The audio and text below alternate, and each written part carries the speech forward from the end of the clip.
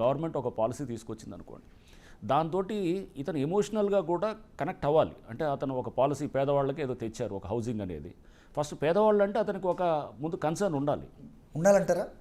లేకపోతే అది doing with the heart or doing for the sake of it ఖచ్చితంగా. Exactly, they something, అది నేను అనేది. సో ఒక పాలసీ తెచ్చినప్పుడు ఫస్ట్ మనం లోపల ఒక కన్సర్న్ అనేది, ఇప్పుడు సపోజ్ ఏదో సే ఒక వీకర్ సెక్షన్స్కి ఒక ప్రోగ్రామ్ తెచ్చారు. ఆ వీకర్ సెక్షన్స్ ఆ ప్రోగ్రామ్కి తెచ్చినప్పుడు దాంతో మనం సబ్స్క్రైబ్ కాలేదనుకోండి, కాకపోతే అంటే emotional attachment also is required.